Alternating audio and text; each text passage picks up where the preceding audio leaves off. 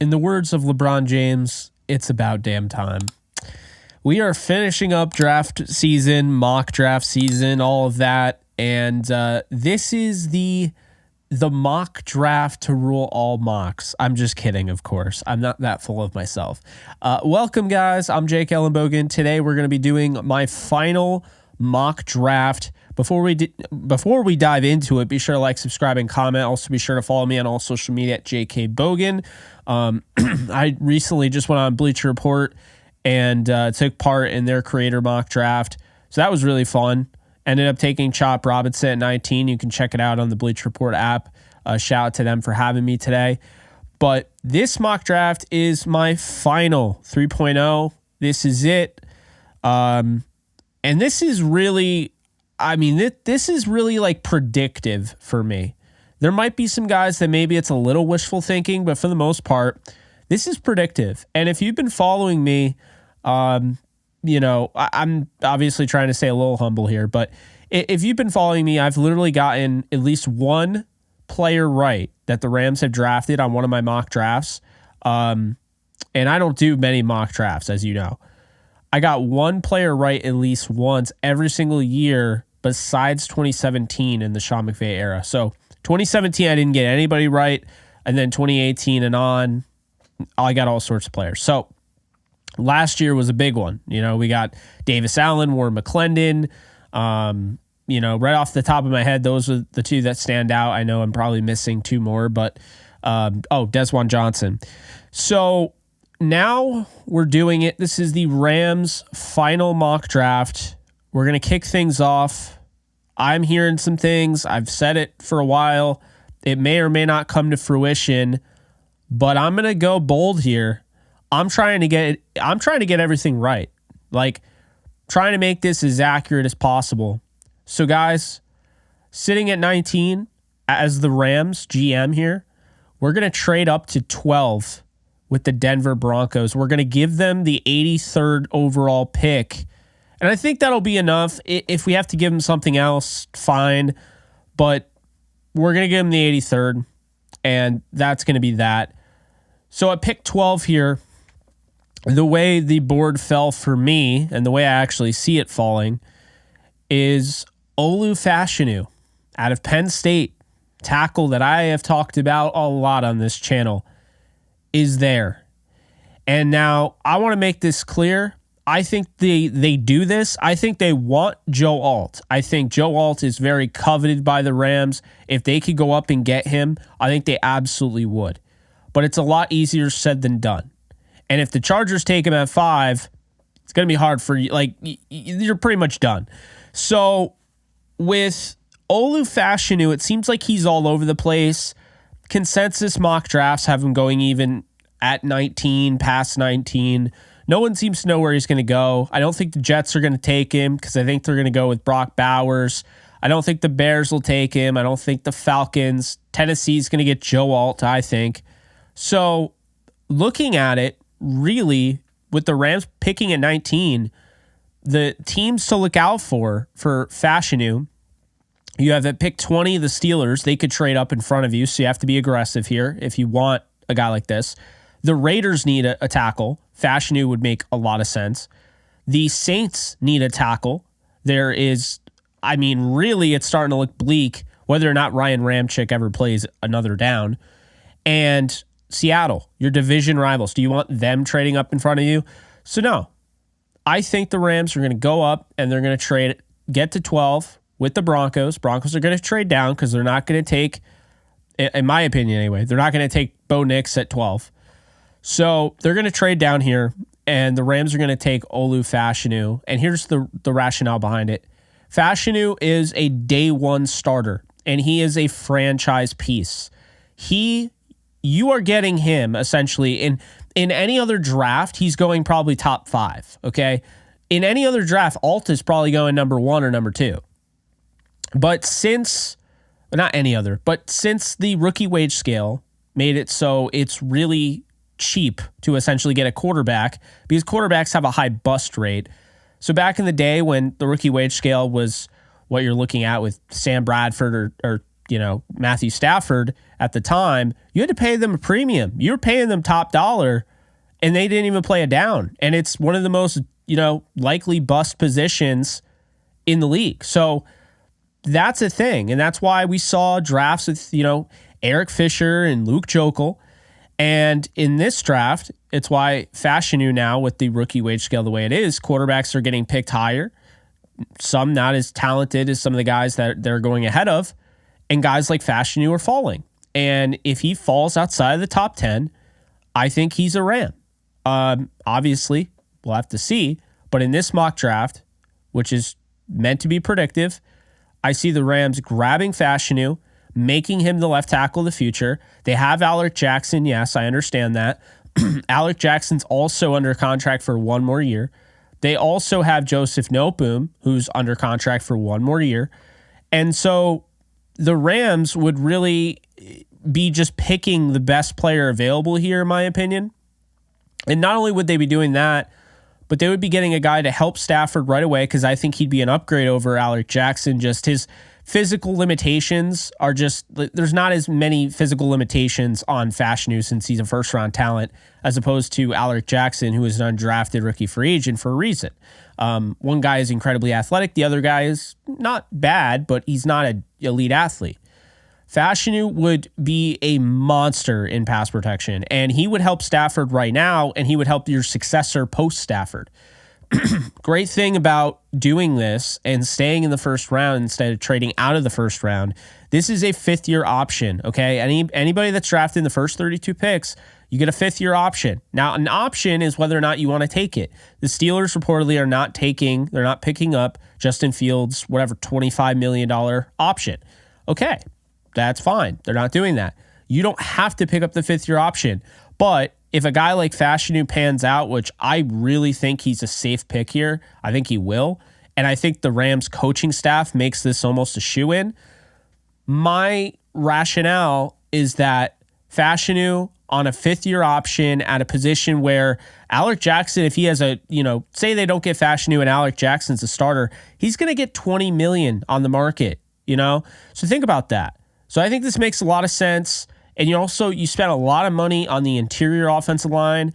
I think you have to start getting ready and kind of resetting the market for the offensive tackles. At some point, Havenstein's going to retire. So you got to get ready for that. And I like Fashanu there at pick 12. So with that said, not another pick until 52. There's a few different ways this can go. The way I actually see it going is, and I'm not saying he'll necessarily fall, but he did in the mock draft that this is based on. I see the Rams, who, by the way, met with Chop Robinson. They flew out last week to Happy Valley to meet with him. I think they want him too. I've been saying it. I think the Rams could, quote unquote, buy a pick in the first round and get back in the first round. After not picking since 2016 in the first round, I could see them pick twice. And I think that's something that is real here. I think it's something that they would want to do. I think this edge class, there's a little bit of a drop off, I would say, after, your Chop Robinson, your Latu, your Verse, your, Dallas Turner. It's not to say that anybody's bad, so to speak, but I don't look at, Isaac and Braswell as, on the level of Chop Robinson. So with that said, we're trading up with Kansas City. We're going to offer him a little bit of a creative trade here. The Rams 2025 first round pick is not going to be very good. I think it's going to be very low down the board because I think they're going to be really good this year, despite what people think. And so with that said, I think when you're in that position, you have to look. Does it make sense to get better now? Maybe cheat the system a little bit, trade away a 2025 first, get yourself ahead a little bit? I think it does. So you're going to essentially take the 52nd overall pick that you have in the second round. You're going to package that with the 2025 first round pick. You're going to acquire the 32nd overall pick, and you're also going to get the 64th pick in the second round. So it's a creative pick swap here. We know Les Snead does them. You could argue that maybe there could be another pick or so that the Chiefs want, but this is how it worked out. So pick swap here, Rams, Chiefs, and the Rams take over the 32nd pick. Chiefs trade down. Rams take Chop Robinson, okay?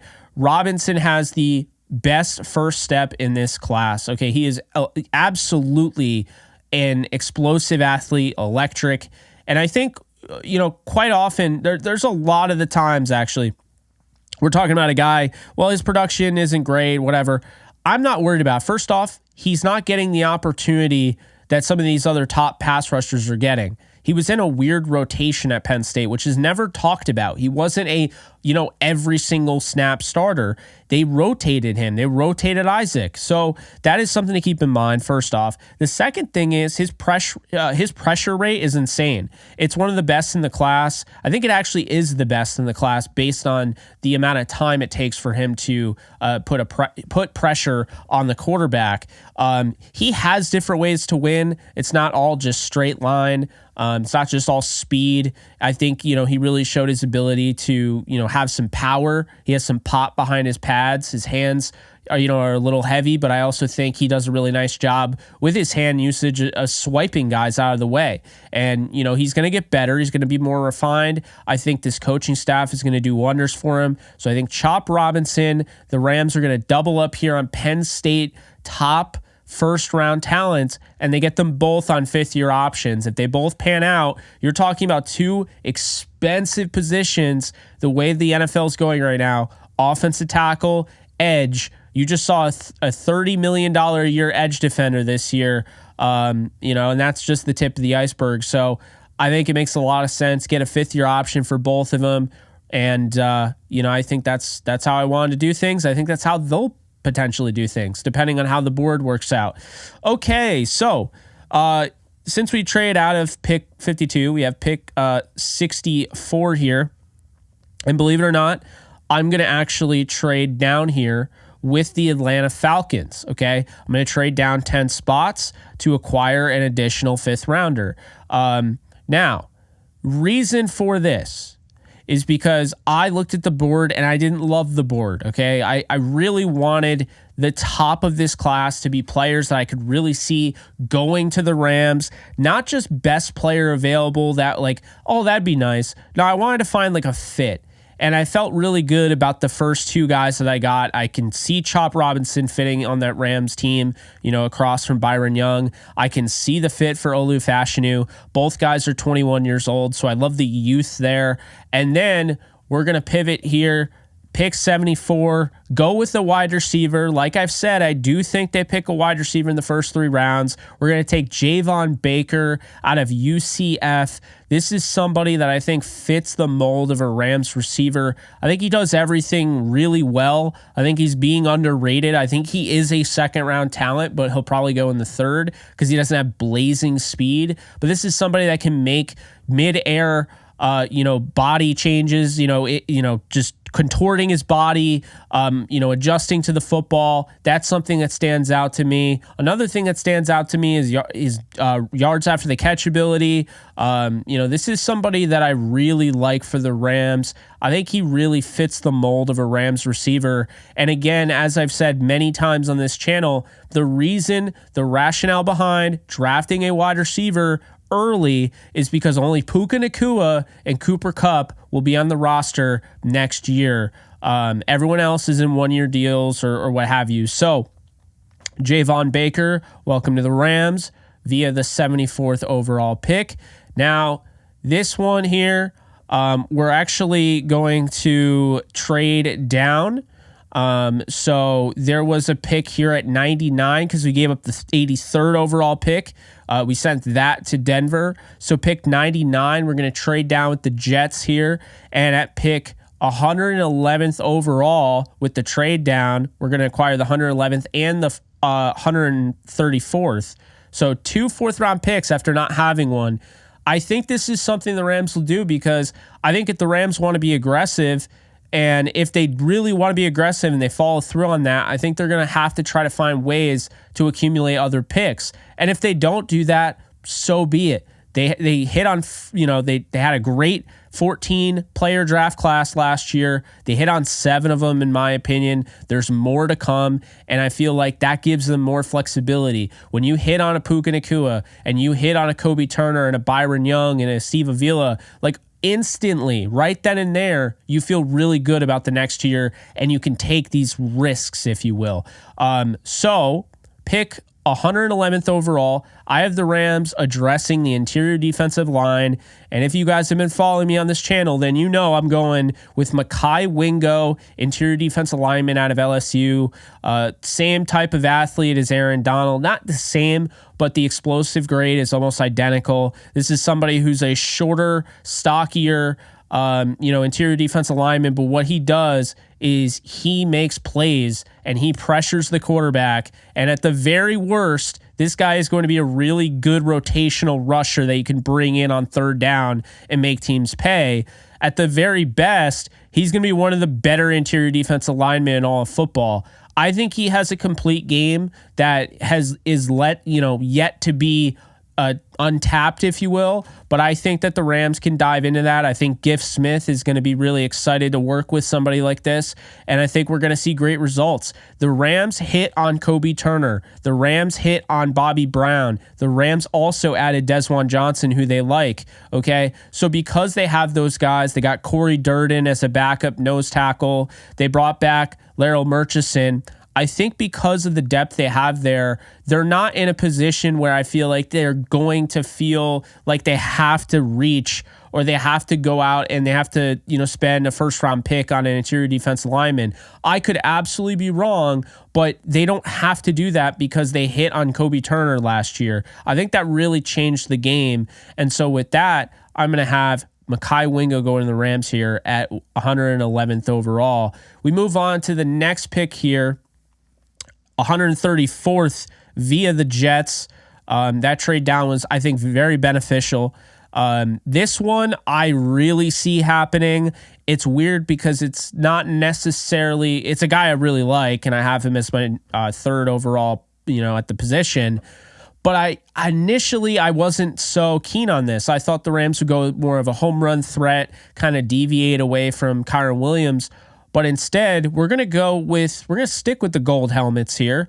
We're going to go with the Notre Dame running back, Audric Estime. We're going to go with him at 134th overall. And here's the reason behind it. The Rams met with Estime. They have interest in Estime. He does everything well. He's 20 years old actively right now. So you're getting a young running back behind Kyren Williams who creates that leverage where if Kyren is hard to bring back, come contract negotiation time, you have a guy in Audric Estime that could end up being a legitimate starting running back. And that's how I graded him out. He was my number 3 overall running back in this class. Why is he there in the 4th round? I don't know what to tell you. I have a higher grade on him, but that doesn't mean everyone else does. So I think when you look at him, he possesses everything the Rams are looking for. They don't overly value deep speed, okay? Long speed isn't something that they're obsessed with. It obviously shows that because they went out and got Kyren Williams instead of some of the other burners that didn't have the pass protection chops and other things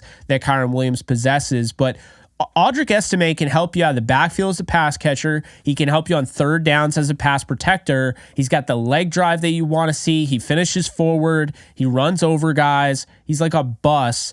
And it kind of reminds me, obviously, a way more dumbed down version because I think Kyren is already the number 2 best running back in the league, only behind Christian McCaffrey.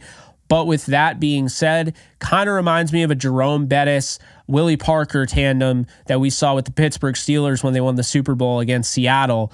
Kind of reminds me of that. Just obviously, I think better player in Kyren Williams. But Estime, he's a guy I think they like a lot. And he would definitely fit. I think he would really replace what they're essentially losing in Royce Freeman. So that same type of body composition. But I think Estime is just a better player. And I think he has a way bigger, way more upside than Royce Freeman did. So I like the move there. So now we go into the 5th round here from the Atlanta Falcons trade. We're not going to trade the rest of the time, folks. We got our 4 trades out of the way. Remember the over-under was 3.5. I took the over. I think they trade about 4 times. So we already did that. At pick 143 here in the 5th round, we're going to double dip on wide receiver. We're going to go because of the Atlanta Falcons trade, we're going to go with Luke McCaffrey out of Rice. He may or may not be there. He was there for me. When I look at Luke McCaffrey, this is somebody who is really surprising to me. I wasn't expecting him to run as well as he did. I wasn't expecting him to be as physical as he was. And I was not expecting him to be that good in contested catch situations, tied with Romo Dunze for the most in the country. I think Luke McCaffrey is your stereotypical, Rams, 49ers, that type of receiver. I could absolutely see the Niners getting him, reuniting him with his brother. But I think he fits with the Rams. Again, only now you have 3 guys under contract for wide receivers because of this mock. You have Javon Baker, you have Puka Nacua, and you have Cooper Kupp. Why not add another? And I think, somebody like Luke McCaffrey could be your wide receiver 4 and you feel really good about it, but I think he could really develop into a starting wide receiver. I was really impressed with his tape at Rice, and so I really like Luke McCaffrey here at 143. Moving on, at 154, the rest of the way, they're going to be the Rams picks. No trades. 154 here in the 5th round. We're going to take a safety here. We're going to bolster the secondary. Love what they did in the offseason. As I've said, I'm a big fan of Cameron Curl. I've been a big fan of Cameron Curl. That was a surprise, a very happy surprise. I'm also a big fan of Quentin Lake as well as they are. And then, potentially bringing back John Johnson. We'll see if that happens. Russ Yeast having, I think he's not really talked about, but Tanner Engel's still there. Jason Taylor II. So my thought process here is you go out and you get Malik Mustafa, who I think has a lot of range. He's a great run supportive safety. I think he could play the star role as well, so he offers that versatility. I really like Mustafa. And, fun fact here, he came on our show. If you haven't seen that interview, you can definitely check it out on this channel.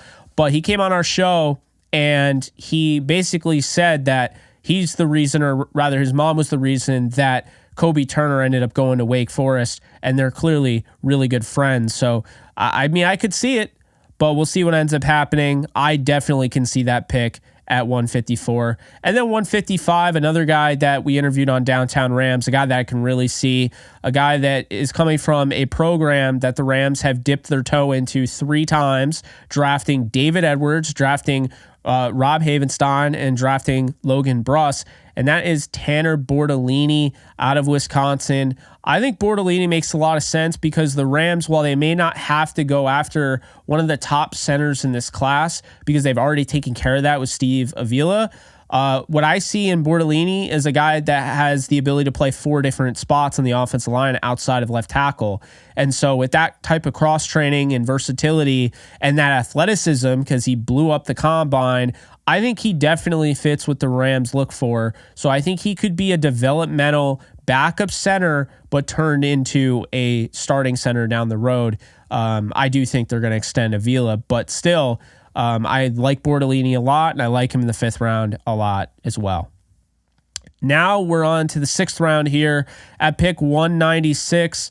I'm going to take Dwight McGlothern out of Arkansas, my old reliable there. You guys have seen the mock drafts. I love Dwight McGlothern. He is my big sleeper corner, but hear me out. I think he makes a lot of sense for the Rams because he is so vital in zone coverage. I think he's a great zone coverage corner. Yeah, maybe his techniques aren't exactly textbook, but I think this is somebody that you can develop. They have obviously Aubrey Pleasant there in the secondary that can help him out, and he's got guys like Tre'Davious White and Darius Williams to also help him out. I really like Dwight McGlothern, and I would not be surprised if he's the big, just shock of this draft where he comes out of nowhere, but in reality, he was there the whole time. And I was screaming from the rooftops to draft him. I think the Rams would definitely have a fit because of the zone coverage ability. But also, the guy is a good athlete. He's got some decent length, 6 foot tall, good. He's not an awful tackler. He's a solid tackler. I really like McGlothern here at 196, and that's just how it fell. So at 209 here in the 6th round, I took linebacker Jalen Ford out of Texas. There's got to be some sort of Texas connection. Obviously, we've talked about it. Les Snead's son went to Texas there. And obviously his wife is always posting stuff about Texas players. So I could definitely see them dipping their toe into Texas player. And Jordan Whittington is someone that's definitely coming to mind. If he goes undrafted, I think he's 100% going to be a Ram. I'm just saying that right now. Jordan Whittington, wide receiver, is exactly what the Rams look for.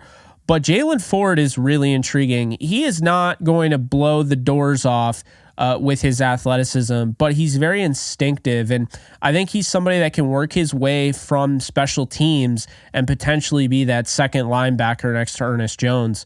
Do not sleep on Jalen Ford. I see him going in the 6th. I think he's more of like a late 4th prospect. So I'll take him, and I take Jalen Ford there at 209. So we got 3 more picks left, folks, of this mock draft to end all mock drafts. Again, just a joke. 213 here. I don't know if you guys didn't watch the latest video on the Super Sleepers. You won't know what I'm talking about. But edge/inside linebacker Bo Richter from Air Force. This guy is a great athlete, elite athleticism, reminds me of Andrew Van Ginkel in the fact that, his tape, 1, is really fun to watch, but 2, he's just the Swiss Army knife. He can rush the passer. He had 10 sacks this past year at Air Force. But in addition to that, this is somebody that can stop the run. This is somebody that can, drop into coverage. He's got a lot to work with. So if he does get drafted, I will not be surprised. I love the guy. He's one of my favorite players in this draft. Does that mean he's one of the best? No, but he is one of my favorites that I watched on tape, and it's even funnier because I meant to watch Trey Taylor, who I also really like out of Air Force, but number 8, Bo Richter, just kept standing out to me, kept making plays, and then I just ended up, biting the bullet and watching him more, and he's fun. I think he's somebody that the Rams could add. I don't know if they have any interest in him, but he's somebody that I think they would look for, especially because they wanted to sign Andrew Van Ginkel, and I think he offers kind of the similar traits there, and you're getting him in the 6th round, and I don't know. I think it would be a great fit. I don't know if they're interested, but again, this is where it kind of strays a little bit. Everything's been really predictive, but I think Bo Richter would be a great pick for the Rams. At pick 217 here, I didn't forget. Don't get mad at me. I didn't forget. Kicker Joshua Carty, Stanford. I told you I was not going to forget. Okay? Forgot the first time. Will never happen again. Joshua Carty is the best kicker in this draft, in my opinion. He's got a max range of 59. He had an accuracy over the last 2 years of 91% from field goal range. This is who you want to draft, okay? I've heard it all. I heard it with the guy they picked up this year, whose name is totally escaping me. I heard it with Sam Sloman. Don't care too much about the stats in college. Care about how far they can kick it, because you can develop those kickers. Miss me with that. Fool me once, shame on you. Fool me twice, shame on me. I'm going to take the guy who's accurate, who's making kicks at Stanford, and I'm going to take the guy that has also a leg and I feel comfortable with. So I'm going to take Joshua Carty here, a.k.a. Cardi B. Just kidding, of course. At pick 217, and now the Rams have taken care of their biggest need, kicker, because again, you guys talk about kicker like it is their biggest need. It's a big need, but they have other needs. That's taken care of. Last but not least, here in the 7th round, 254 overall. This was a tough one. There's a lot of different options. I'm really interested in a lot of these international player pathway program type of guys. But I decided to go with a guy who is not established, but is not necessarily just an athlete trying to be projected to a football player. I went with Aneem Dankwa out of Howard. Okay, this is a 6'8", 350-pound behemoth offensive lineman that I think this is exactly the type of guy that you should draft in the 7th round. You take projects, because projects aren't throwaway picks. And we've learned that with the Rams. Projects with good coaching actually can become something. I mean, hey, I'm sure somebody out there at some point or another thought that, Jordan Mailata was a project, which he was. It was going to take work. Well, the work happened, and he developed into a franchise tackle, and that's what happens. So it's not all the time that happens. There's a chance Dankwa does not pan out. There's a very high chance that he doesn't. But if I'm going to sit here at 254, see the athleticism, see the size profile, and just, balk at that idea, absolutely not. So I'll take Dankwa here, add a little bit more to the tackle room, add a guy that I can develop in the background. There's so many guys now in this offensive line room that I don't have to worry about putting him on the field or anything like that. I can, make the process slow and really fine tune it and make sure that I develop him properly, because I really like the Rams coaching staff. And I think the Rams coaching staff really, I felt like I had the flexibility to kind of give them guys that maybe other teams can't draft because they can't develop them. Whereas, like, for instance, I feel really good about Chop Robinson. For the things that people are concerned with, I'm like, yeah, I mean, if your coaching staff, is going to struggle with that, okay. I don't feel like the Rams coaching staff is. So that is a wrap. That's my mock draft. I hope you guys enjoyed. It took a long time. I really couldn't figure out how I wanted to do this. And, I got the mock draft I wanted. We'll see how many I get right. Like I said, I got 3 right last year. I haven't gotten, a mock draft where I didn't get any right since 2017, but hey, stranger things have happened. I think, looking at the depth chart, I think Javon Baker would have an argument to start right away. But, the great thing about that is he doesn't have to, because, Demarcus Robinson is good. So there is that. I think Malik Mustafa could really push Russ Yeast for a starting gig at safety. I think Chop Robinson will push Michael Hoyt to start immediately, and I think he will start. I think Mekhi Wingo can push Desjuan Johnson to start. So you're making your team more competitive, which in turn you're making your team better. Same thing with Olu Fashanu, pushing Alaric Jackson and Joe Nopum to start. And Audric Estime, I think, could take over that RB2 role like instantaneously, because he's got a lot there.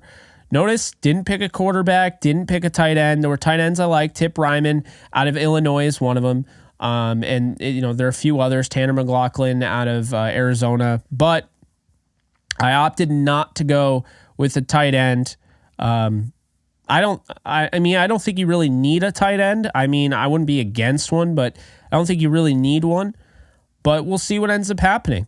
Anyway, this is my final mock draft of the 2024 season. Olu Fashanu, offensive tackle, Penn State, pick 12 overall. At pick 32, Chop Robinson, Penn State edge. At pick 74, wide receiver, Javon Baker, UCF. At pick 111, Mekhi Wingo, LSU interior defensive lineman. At pick 134, Audric Estime, Notre Dame running back. At pick 143, Luke McCaffrey, wide receiver, Rice. At pick 154, Malik Mustafa, Wake Forest safety. At pick 155, center Tanner Bordolini, Wisconsin. At pick 196, Dwight McLaughlin, Arkansas, corner. At pick 209, linebacker Jalen Ford, Texas. At pick 213, edge Bo Richter, Air Force. At pick 217, kicker Joshua Carty, Stanford. At pick 254, offensive tackle Aneem Dankwa, Howard. Okay? Those are my thoughts. Let me know in the comments section below. Did you like this mock? This is the final one, so if you didn't like it, there's no redemption for me. That's the way it is, but I'll see you guys soon. Take care, folks. And be sure to check in, because tomorrow we got a live draft show, and hopefully you guys are going to be there. Downtown Rams, we're doing all 3 days. Definitely show up. We're starting at 8. It'll be fun. Later, folks. Do you love talking about the Rams, the NFL, or just want to be a part of a community? Join my free Discord server today. We're over 800 members. We got 24/7 live chat, a level 3 boosted server, the ability to call into JE Live, playing online games with us on Kick streams, toggleable alerts for when I go live on YouTube or Kick so you don't miss a live stream, and exclusive giveaways. Click the link in the description, the comments section, or the link that comes up in the video to learn more and join today.